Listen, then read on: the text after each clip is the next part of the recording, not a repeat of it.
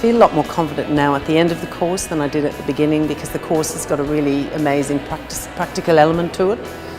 You do 8 teaching practices, and it certainly prepares you for where you're going next.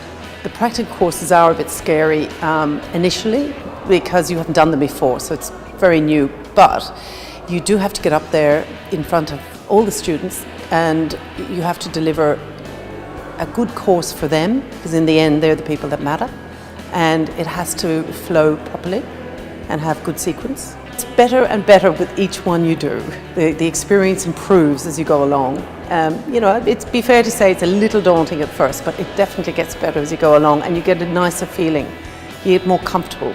The good things is with the tutors, they help you create your lesson plans so that it isn't all just you standing at the top of the class talking to the students.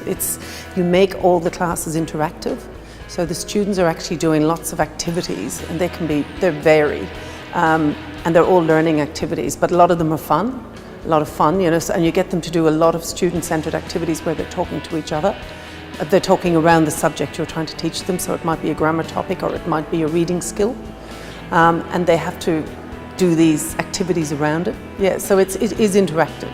Practical teaching experience did help with learning the techniques, because we would learn them that day or the day before and then be able to put them into our lesson plan for the very next lesson. So you could really see the practical use of what we were learning, and you really needed to master those techniques quickly to be able to keep progressing with the lessons. So every TP was prepared the day before, so we had a consult where we would talk to our tutor about what we were going to be presenting the next day in our lesson, for either a 40-minute lesson or an hour lesson, and obviously be liaising with our colleagues that were also teaching that day, so that we weren't teaching overlapping material.